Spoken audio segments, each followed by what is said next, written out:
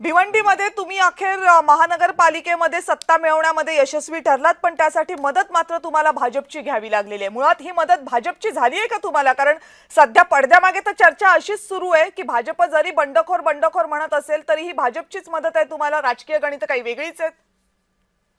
Madam, मुळात सत्तेसाठी विचाराची तडजोड करणार नाही ही काँग्रेसची भूमिका होती. बर.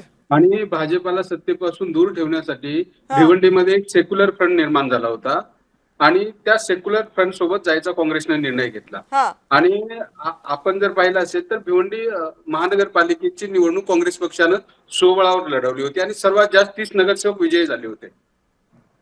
तरी सुद्धा या ठिकाणी ज्यांना आपण बंडखोर म्हणताय, परंतु आम्ही त्यांना सेक्युलर फ्रंटचे नगरसेवक म्हणतोय, त्यांच्यासोबत जाऊन आम्ही त्या ठिकाणी महानगरपालिकेमध्ये सत्ता स्थापन करण्यात यशस्वी झालो. हे आमच्या पक्ष नेतृत्वाचं मोठं यश आहे आणि भिवंडी महानगरपालिकेमध्ये जनतेला अपेक्षित असलेला हा निकाल आहे. म्हणजे चंद्रपूरमध्ये तुम्ही अपयशी ठरला होतात याचा अर्थ, हाच जर गणित लावायचं तर मग तुम्ही चंद्रपूरमध्ये अपयशी होतात नाही का?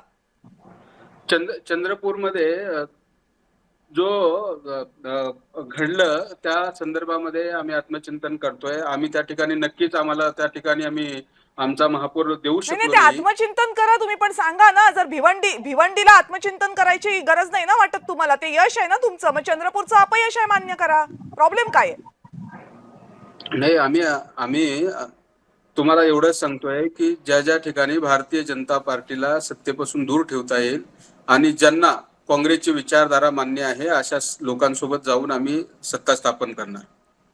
बरं, बाय द वे हे पण सांगा, ती वॉशिंग मशीन कुठल्या ब्रँडची होती? भाजपला कायम तुम्ही म्हणता की वॉशिंग मशीन मधनं तुम्ही घेता नेते म्हणून, आज तुम्ही कुठली वॉशिंग मशीन वापरली?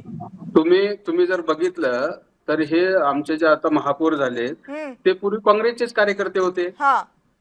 त्यामुळं आणि हे आम्ही भाजपासोबत अलायन्स केलेलं नाहीये.